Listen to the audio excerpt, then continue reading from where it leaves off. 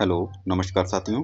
स्वागत है आप लोगों का अपने यूट्यूब चैनल टीचिंग एग्जाम्स पे। वीडियो में हम लोग बहुत ही इम्पोर्टेंट क्वेश्चंस को लेके आए हैं और क्वेश्चन जो हैं हमारे भौतिक विज्ञान से संबंधित हैं। सारे क्वेश्चंस हमारे हैं प्रीवियस ईयर हैं और आपके लिए बहुत ही इम्पोर्टेंट वीडियो होने वाली है। तो जो भी साथी हमारे बीपीएससी 4.0 की तैयारी कर रहे हैं बीपीएससी की, उनके लिए ये वीडियो बहुत ही इम्पोर्टेंट है। तो वीडियो को पूरा देखें। तो चलिए स्टार्ट करते हैं साथियों। और जो भी साथी हमारे चैनल पे नए विजिट किए हैं, चैनल को सब्सक्राइब करके आप हमें सपोर्ट कर सकते हैं। और अगर वीडियो पसंद आए तो वीडियो को लाइक और शेयर भी करें। हमारा आज का पहला क्वेश्चन है, एंगस्ट्रॉन इकाई है। जो एंगस्ट्रॉन होता है किसकी इकाई है? तरंग दैर्घ्य की। ऑप्शन ए इसका करेक्ट आंसर है। आपको पता होगा एक एंगस्ट्रॉन बराबर कितना होता है? ये भी क्वेश्चन पूछा जाता है। तो 10⁻⁻10 मीटर। 1 एंगस्ट्रॉन बराबर कितना होता है? 10⁻10 मीटर। ठीक है। और इकाई किसकी है? तरंग दैर्घ्य की। साथियों, ये क्वेश्चन 2018 में पूछा गया है। चलते हैं अगले क्वेश्चन की तरफ। क्वेश्चन है हमारा, प्रकाश वर्ष किसकी इकाई है? प्रकाश वर्ष की अगर बात करें तो ये दूरी की इकाई है। ठीक है। प्रकाश वर्ष किसकी इकाई है? दूरी की। तो इसका राइट आंसर ऑप्शन सी हमारा करेक्ट आंसर है। एक प्रकाश वर्ष बराबर कितना होता है साथियों? एक प्रकाश वर्ष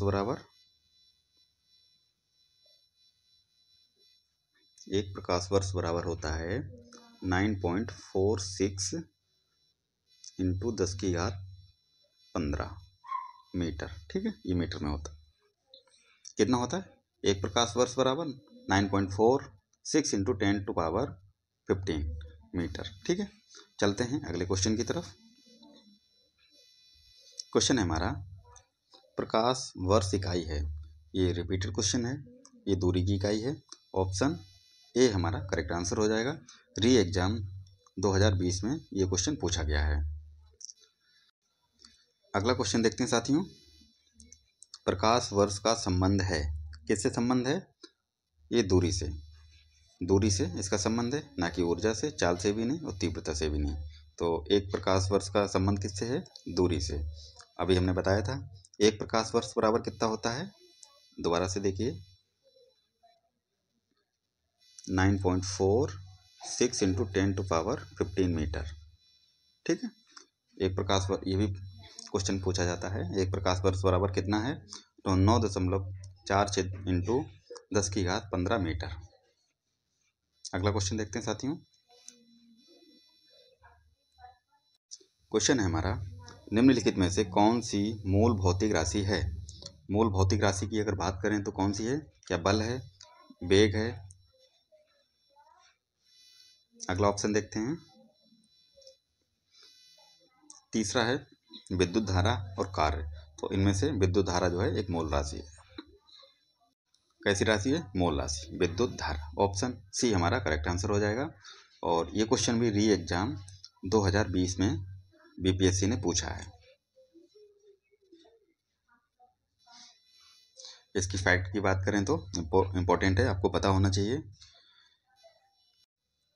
लंबाई, द्रव्यमान, समय, ताप, विद्युत धारा, ज्योति तीव्रता हो गया और पदार्थ का परिमाण।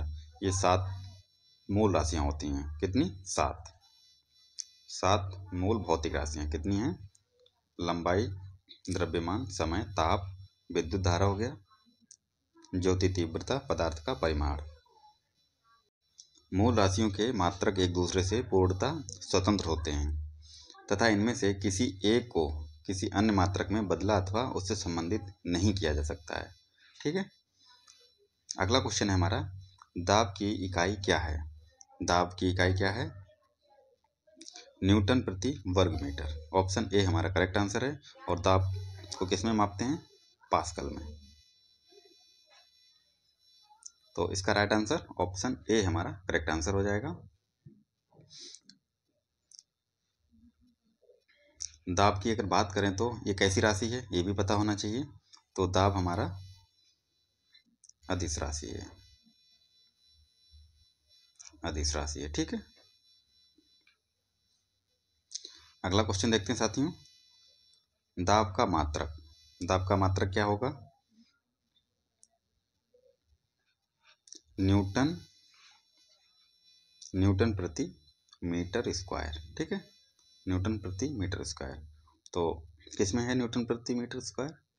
किलोग्राम प्रति सेंटीमीटर, किलोग्राम प्रति घन सेंटीमीटर, यानी कि इसमें नहीं, उपरोक्त में से कोई नहीं। अगला क्वेश्चन देखते हैं साथियों। हमारा अगला क्वेश्चन है, निम्नलिखित में से कौन सी अदिश राशि है? अदिश राशि की अगर बात करें तो एक मैंने ट्रिक बनाई है, तो उस ट्रिक के माध्यम से आपको अदिश राशियों के बारे में पता चल जाएगा। तो पहले इस क्वेश्चन का आंसर देख लेते हैं। निम्नलिखित में से कौन सी अदिश राशि है? अदिश राशि की अगर बात करें तो दाब, दाब कैसी राशि है? अदिश है। तो अदिश राशियाँ कौन सी होती हैं साथियों, और सदिश राशियाँ कौन सी होती हैं, ये भी पता होना चाहिए। चलिए देखते हैं। वे राशियाँ जिनको व्यक्त करने के लिए दिशा और परिमाण दोनों की आवश्यकता होती है, उनको सदिश राशि कहते हैं। सदिश, ठीक है, दिशा और परिमाण दोनों की आवश्यकता होती है। एग्जाम्पल में बल, वेग, विस्थापन, त्वरण, संवेग। और जिन राशियों में केवल परिमाण की आवश्यकता होती है, उनको अदिश राशि कहते हैं। देखिए, केवल परिमाण की आवश्यकता होती है, दिशा की नहीं, उन्हें अदिश राशियाँ कहते हैं। एग्जाम्पल में आयतन, दाब, चाल और दूरी। तो ट्रिक की अगर बात करें तो साथियों वो देख लेते हैं। अदिश राशियों को याद करने की ट्रिक क्या है?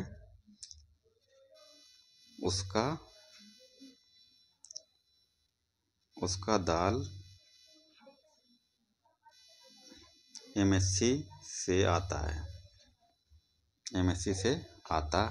ठीक है, ऊ से क्या हो जाएगा साथियों? ऊ से हमारा ऊर्जा हो जाएगा,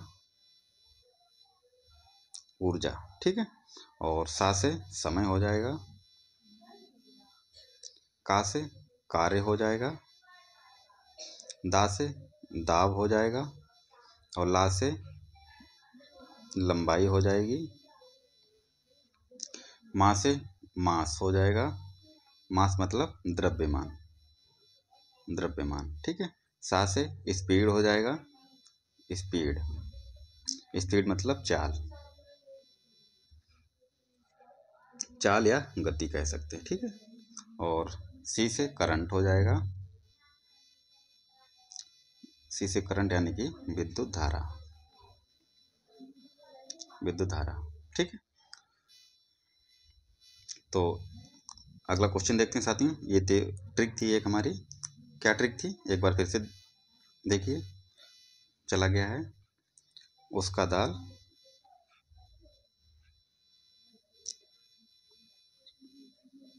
दाल MSC से आता। ठीक है, ऊ से ऊर्जा, सा से समय, का से कार्य हो जाएगा, दा से दाब, ला से लंबाई, और एम से क्या हो जाएगा? मास से सॉरी, मास से मास हो जाएगा, मास यानी कि द्रव्यमान, द्रव्यमान। ठीक है, सा से स्पीड यानी कि चाल और वेग हो जाएगा, और सी से करंट हो जाएगा यानी कि विद्युत धारा। ठीक है, आ से आयतन हो जाएगा, आयतन, और ता से ताप हो जाएगा। ठीक है, ऊ से क्या था? ऊर्जा था, सा से समय था, और का से कार्य था, दा से दाब था, ला से लंबाई था। ठीक है, तो ये ट्रिक है। उसका दाल MSC से आता है। सा जो है साइलेंट है। ठीक है, और बाकी आप देख सकते हैं। तो अगला क्वेश्चन देखते हैं अपना।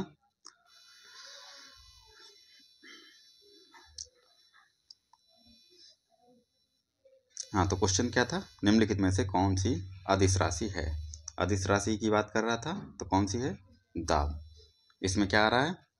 उसका दाल, दा से दाब। ठीक है, बाकी इस ट्रिक के माध्यम से आप इतना देख सकते हैं। जो अदिश राशियाँ आपको जो पता है, उनके अलावा जो हैं, जैसे बल हो गया, वेग हो गया, त्वरण हो गया, तो अगर ये अदिश राशि है तो बाकी सदिश होंगी। ठीक है, तो इस तरह से अनुमान लगा सकते हैं आंसर के लिए। अगला क्वेश्चन देखते हैं साथियों। अगला क्वेश्चन है हमारा, निम्न में से कौन सी सदिश राशि नहीं है। नहीं है पूछा क्या है, ध्यान रखना है। तो सदिश राशि कौन सी नहीं है, गति, वेग, बलागुण और विस्थापन। तो गति हमारा अदिश राशि है। कैसा, अदिश राशि।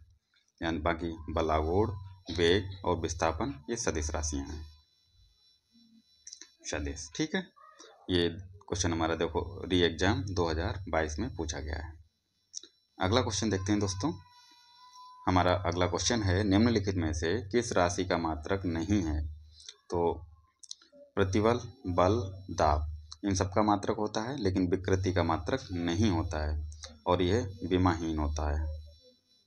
विमाहीन, विकृति कैसी राशि है, विमाहीन, और इसका मात्रक नहीं होता है। चलते हैं नेक्स्ट क्वेश्चन की तरफ।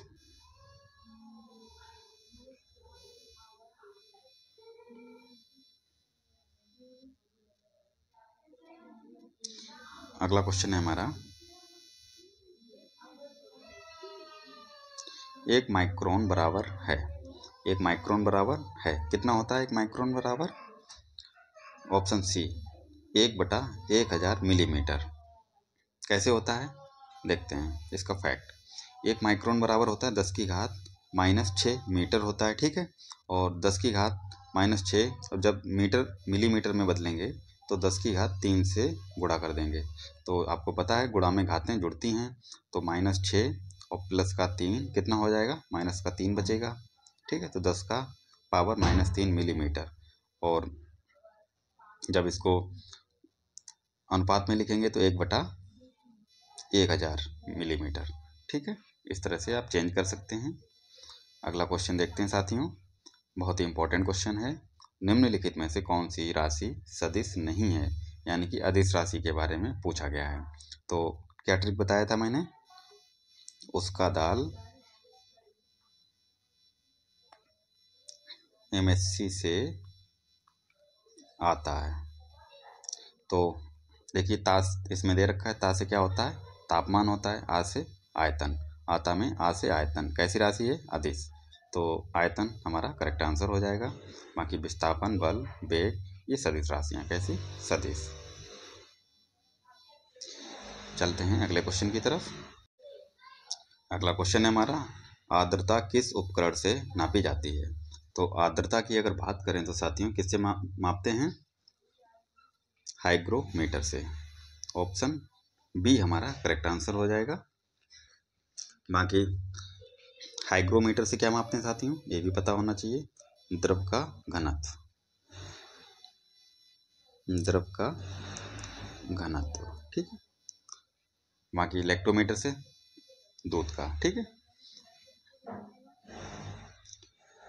इसका फैक्ट देखते हैं। हाइग्रोमीटर वायुमंडल की सापेक्षिक आर्द्रता का मापन करने वाला यंत्र है।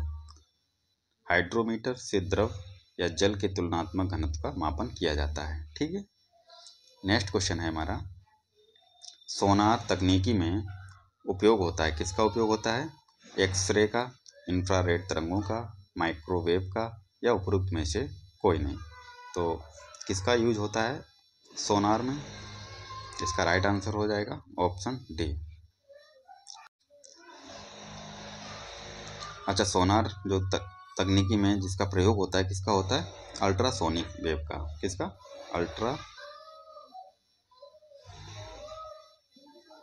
अल्ट्रासोनिक वेव का।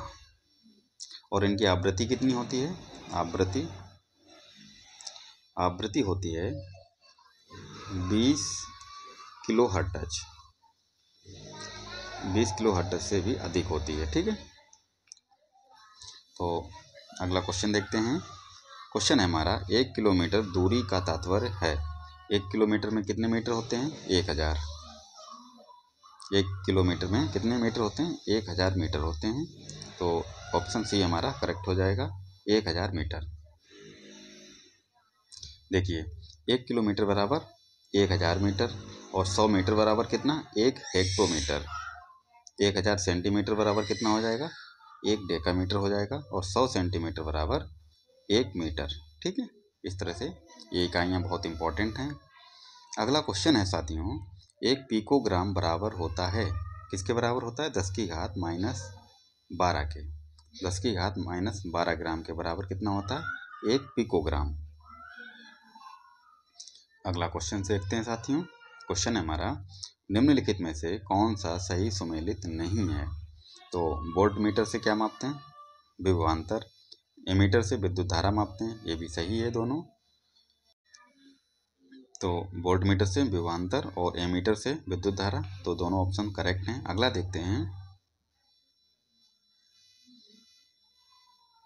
अगला है, पोटेंशियोमीटर विद्युत वाहक बल मापते हैं। ठीक है, और गैल्वेनोमीटर से विद्युत प्रतिरोध, ये गलत हो जाएगा। गैल्वेनोमीटर से क्या मापते हैं? विद्युत धारा की दिशा और तीव्रता। तो इससे क्या मापते हैं? विद्युत धारा की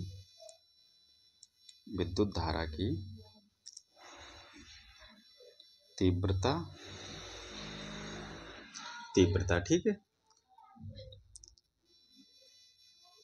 तीव्रता और दिशा दोनों। तो गैल्वेनोमीटर किसका उपयोग में आता है? विद्युत धारा की तीव्रता और दिशा मापने के लिए। पोटेंशियोमीटर विद्युत वाहक बल के लिए। ठीक है, अगला क्वेश्चन देखते हैं साथियों। क्वेश्चन है हमारा, निम्नलिखित में से कौन सा सही मेल है? तो विद्युत मोटर विद्युत ऊर्जा से यांत्रिक ऊर्जा में कन्वर्ट करता है, ये हमारा सही है। दूसरा कहता है, सुरक्षा फ्यूज जो होता है विद्युत धारा का तापी प्रभाव, ये भी हमारा सही है। ठीक है, और विद्युत जनरेटर जो होता है विद्युत चुम्बकीय प्रेरण पे कार्य करता है।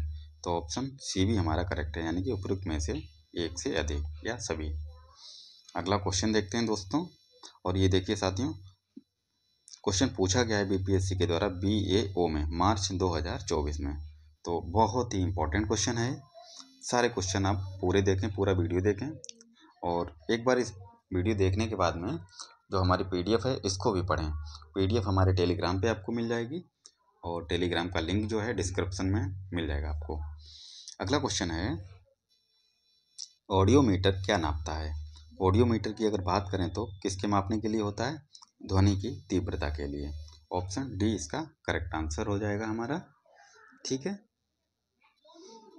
तो बाकी वायुमंडलीय दाब किससे नापते हैं? बैरोमीटर से, ये भी पता होना चाहिए, बैरोमीटर से। ठीक है, और हृदय गति किससे मापते हैं?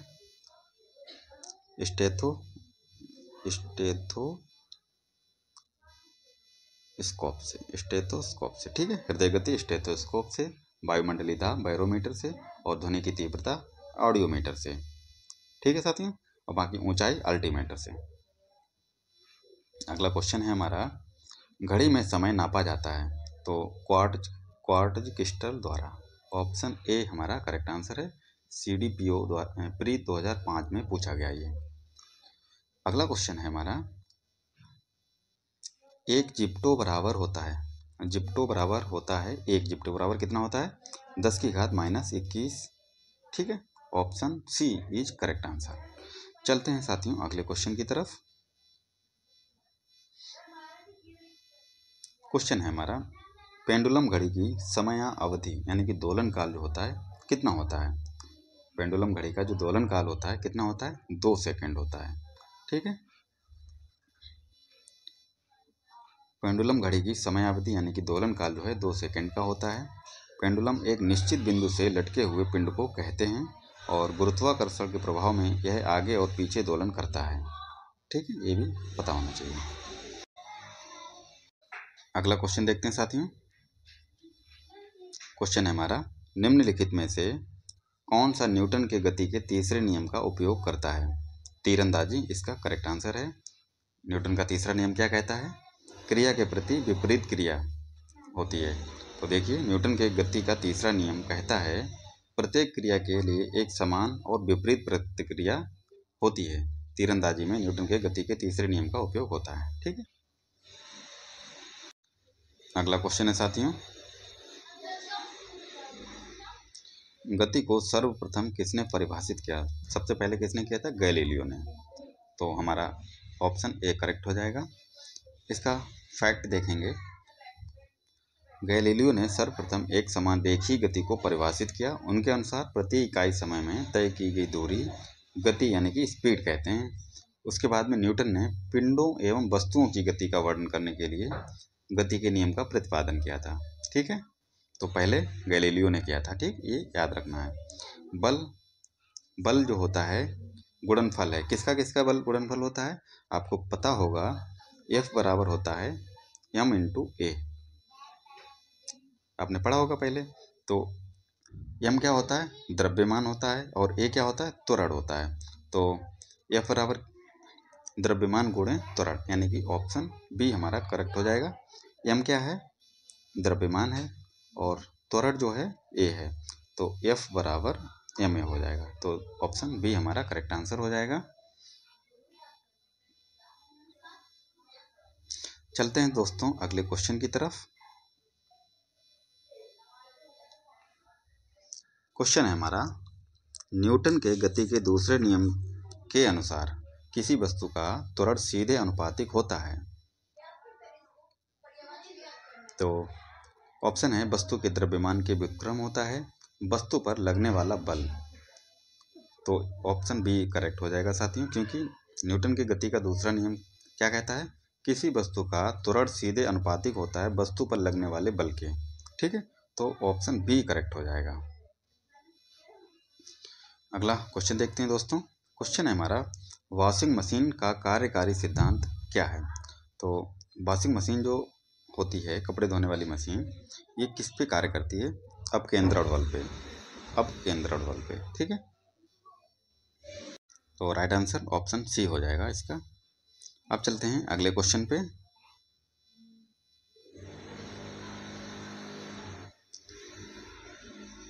क्वेश्चन है हमारा, पदार्थ के संवेग और वेग के अनुपात से कौन सी भौतिक राशि प्राप्त की जाती है? तो संवेग और वेग के अनुपात से कौन सी राशि प्राप्त की जाती है, ये पूछा है। तो द्रव्यमान प्राप्त होता है। ठीक है, अगला क्वेश्चन है हमारा, किसी वस्तु को स्थिर वेग पर बनाए रखने के लिए आवश्यक बल है। तो कौन सा बल होना चाहिए? शुद्ध बल, घर्षण बल, गुरुत्वाकर्षण बल, उपरोक्त में से एक से अधिक। तो साथियों, स्थिर वेग पर बनाए रखने के लिए किसी वस्तु को कौन सा बल आवश्यक होता है? जो शुद्ध बल होता है। ऑप्शन ए हमारा करेक्ट आंसर हो जाएगा। शुद्ध बल आवश्यक होता है, ना कि घर्षण बल और ना ही गुरुत्वाकर्षण बल। फैक्ट की बात करें तो देखिए आप, किसी वस्तु को स्थिर वेग पर बनाए रखने के लिए आवश्यक बल जो है शुद्ध बल है। किसी वस्तु की स्थिर अवस्था या उसकी गति की अवस्था व विरोध करने की प्रवृत्ति जड़त्व के रूप में परिभाषित होती है। तो शुद्ध बल करेक्ट आंसर हो जाएगा हमारा। नेक्स्ट क्वेश्चन है हमारा, बॉल बेयरिंग का उपयोग स्थैतिक घर्षण को निम्नलिखित में से किस में परिवर्तित करने के लिए किया जाता है? तो बॉल बेयरिंग जो उपयोग होता है किसी भी गाड़ी में या फिर जहाँ भी होता है, तो उपयोग स्थैतिक घर्षण को निम्नलिखित में से कौन सा परिवर्तन करने के लिए किया जाता है? तो साथियों, उसका प्रयोग जो होता है रोलिंग घर्षण के लिए किया जाता है। तो ऑप्शन ए हमारा करेक्ट आंसर हो जाएगा। नेक्स्ट क्वेश्चन है, फुटबॉल के खेल में एक गोलकीपर फुटबॉल को गोल में पकड़ने के बाद अपने हाथों को पीछे की ओर खींचता है। तो यह गोलकीपर को किस प्रकार का सक्षम बनाता है? बहुत ही बढ़िया क्वेश्चन है ये। तो संवेग परिवर्तन की दर को कम करने के लिए, या फिर फुटबॉल पर अधिक बल लगाने के लिए, फुटबॉल द्वारा हाथों पर लगाए गए बलों को बढ़ाने के लिए, या उपरोक्त में से एक से अधिक। तो जो साथियों गेंद पकड़ने के लिए हाथ को पीछे किया जाता है, संवेग परिवर्तन की दर को कम करने के लिए किया जाता है। तो ऑप्शन ए हमारा करेक्ट आंसर हो जाएगा। नेक्स्ट क्वेश्चन है, केंद्राभिमुखी बल किसके लिए जिम्मेदार है? अंतरिक्ष में वस्तु की स्वतंत्र गति के लिए, वस्तु को वृत्ताकार पथ पर गतिमान रखना, वस्तु को सीधी रेखा के साथ उड़ाना, उपरोक्त में से एक से अधिक। तो साथियों, बी आंसर हमारा करेक्ट आंसर है। वस्तु को वृत्ताकार पथ पर गतिमान बनाए रखने के लिए केंद्राभिमुख बल जो है जिम्मेदार होता है। ये क्वेश्चन भी टीआरई बीपीएससी 2023 में पूछा गया है। नेक्स्ट क्वेश्चन है, निम्नलिखित में से किस ऊर्जा परिवर्तन में घर्षण बल शामिल होता है? गतिज ऊर्जा से ऊष्मा ऊर्जा में बदलने पर इसमें शामिल होता है। दूसरा है स्थितिज ऊर्जा से ध्वनि ऊर्जा या फिर रासायनिक ऊर्जा से ऊष्मा ऊर्जा में। तो साथियों, गतिज ऊर्जा जो होती है उसके बाद गतिज ऊर्जा से ऊष्मा ऊर्जा में परिवर्तन जब होता है तब उसमें घर्षण बल होता है। तो ऑप्शन ए इसका करेक्ट आंसर है। चलते हैं अगले क्वेश्चन की तरफ। क्वेश्चन है, एक बस सीधे रास्ते पर चल रही है और अचानक दाईं ओर तेजी से मोड़ लेती है। मतलब सीधे रास्ते पे जा रही है बस, अचानक से दाईं ओर मुड़ जाती है तेजी से। तो बस में बैठे यात्री जो हैं किस तरफ झुकेंगे? तो अगर दाईं तरफ मोड़ लेती है तो यात्री किस तरफ मुड़ेंगे? बाईं ओर झुकेंगे। बस अगर इस तरफ जा रही है, इस तरफ से मोड़ लेता है तो यात्री जो बैठे हैं किस तरफ झुकेंगे? अपने बाईं ओर। ठीक है। अगला क्वेश्चन है साथियों, एक क्षैतिज वृत्त में स्थिर चाल से घूम रहे पिंड के लिए निम्नलिखित में से कौन सा स्थिर रहेगा? तो गतिज ऊर्जा इसका करेक्ट आंसर हो जाएगा। गतिज ऊर्जा स्थिर रहेगी। नेक्स्ट क्वेश्चन है साथियों, आपेक्षिकता का सिद्धांत इनमें से किस वैज्ञानिक ने प्रस्तुत किया? तो किसने किया था? अल्बर्ट आइंस्टीन ने। इनका आपको ऊर्जा का समीकरण पता होगा, E बराबर mc²। ऊर्जा का समीकरण या फिर कह सकते हैं E बराबर mc²। किसने दिया है? आइंस्टीन ने। ठीक है। अगला क्वेश्चन देखते हैं, यदि बल को न्यूटन में और दूरी को मीटर में प्रदर्शित किया जाए तो किए हुए कार्य को प्रदर्शित किया जाएगा किसमें? जूल में। किसमें किया जाएगा? जूल में। अगला क्वेश्चन देखते हैं दोस्तों, कार्य की एसआई इकाई है तो क्या हो जाएगी? जूल। ऑप्शन सी हमारा करेक्ट आंसर हो जाएगा। और टीआरई का क्वेश्चन है, ये बहुत इंपॉर्टेंट है। जुलाई वाली जो एग्जाम हुआ था 2024 में, उसमें पूछा गया है। अगला क्वेश्चन है, यदि कार का द्रव्यमान 1500 किलोग्राम है तो कार का वेग 30 किलोमीटर घंटा -1 से 60 किलोमीटर घंटा -1 तक बढ़ाने के लिए क्या कार्य करना पड़ेगा? तो इसका राइट आंसर क्या है साथियों? 15 66 50 जूल। ठीक है, आप देख सकते हैं और इसको आप खुद ही, काफ़ी इसमें कैलकुलेशन है, आप देख सकते हैं। ठीक है, ये सब कट पिट के इतना आ जाता है, 15 62 50 जूल। किसी दिन न्यूमेरिकल की क्लास स्पेशल ले लूँगा। ठीक है, तो सारे न्यूमेरिकल को सॉल्व कर लेंगे उसी में। अगला क्वेश्चन है हमारा, यदि धरती की घूमने की गति बढ़ा दी जाए, यानी कि घूर्णन गति को बढ़ा दिया जाए तो भूमध्य रेखा पर पिंड का वजन क्या होगा? बढ़ जाएगा, घट जाएगा, दुगना हो जाएगा या फिर कोई परिवर्तन नहीं होगा? तो क्या हो जाएगा? पिंड का वजन जो है साथियों घट जाएगा। अगला क्वेश्चन है, एक वस्तु का भार पृथ्वी की सतह पर मापने पर 100 न्यूटन आता है, इसका भार चंद्रमा की सतह पर मापने पर कितना होगा? तो साथियों आपको पता होगा, पृथ्वी के गुरुत्वाकर्षण के भार का, यानी कि जो वजन पृथ्वी पे मानव का, मान लो किसी का 10 किलो वजन है पृथ्वी पे और वो चंद्रमा पे जाए तो चंद्रमा पे वजन पृथ्वी का कितना होता है? 1/6 होता है। तो 10 का 1/6 कितना हो जाएगा? तो 10/6 हो जाएगा वहाँ पे चंद्रमा पे। ठीक है, तो क्या कह रहा है? पृथ्वी की सतह पर मापने पर, यानी कि 100 न्यूटन है तो इसका चंद्रमा पर भार कितना होगा, ये क्वेश्चन पूछा गया। तो कितना हो जाएगा? 1/6 से गुणा कर लेंगे तो हो जाएगा हमारा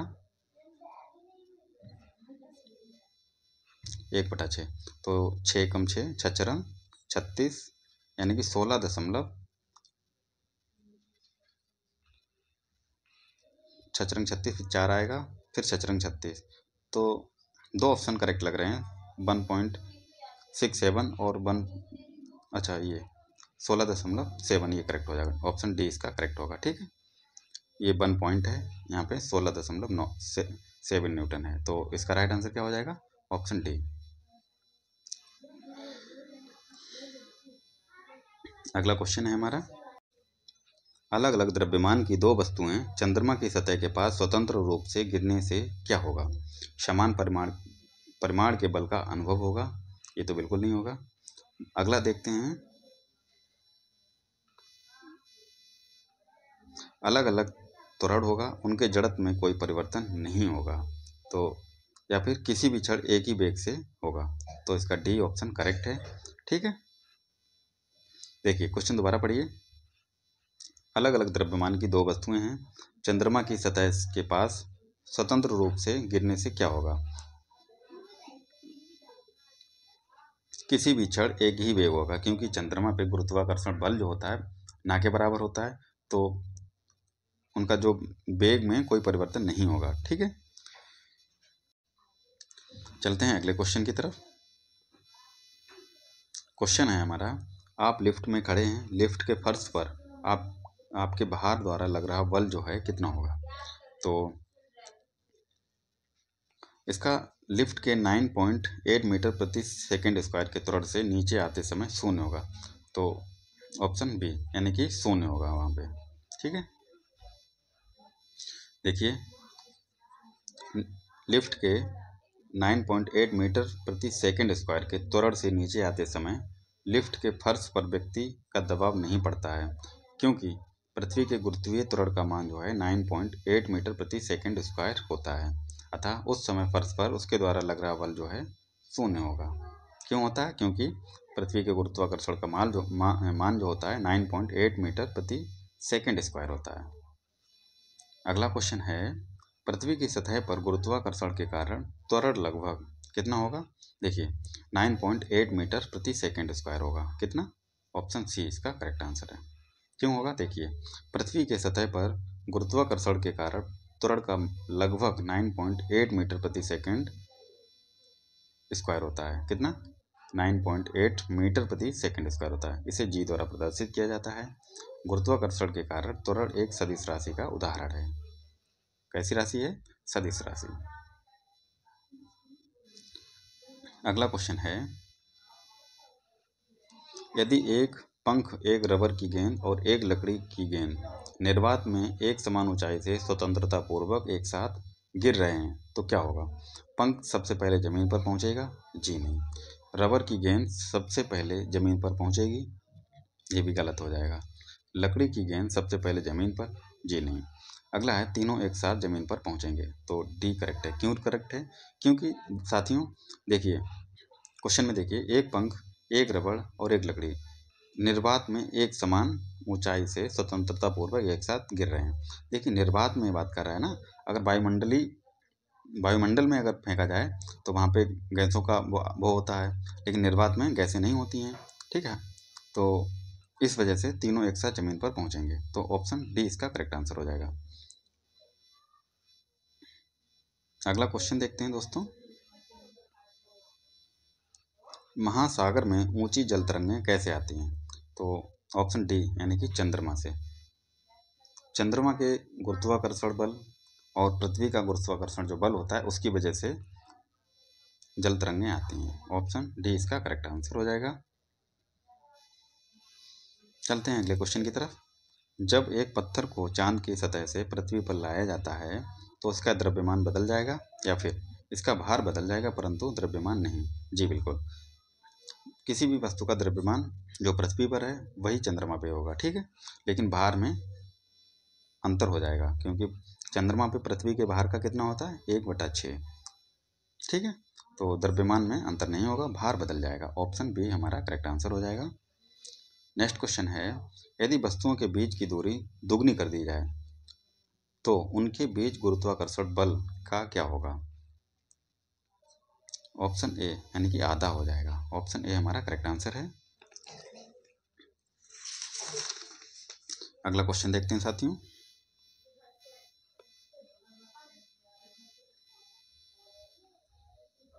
जब दिन में पानी पर साबुन की फिल्म दिखाई देती है तो यह सुंदर रंग दिखाती है। इस घटना का कारण है, क्या कारण है इस घटना का? प्रकाश का व्यतिकरण होता है। ऑप्शन डी हमारा करेक्ट आंसर है इसमें। नेक्स्ट क्वेश्चन है हमारा, एक ठोस के सीधे गैस में परिवर्तन को क्या कहते हैं? तो ठोस का सीधा गैस बदलना, ठोस का गैस में बदलना क्या कहता है? ऊर्ध्वपातन। किसका एग्जाम्पल क्या होता है? कपूर होता है। ठीक है,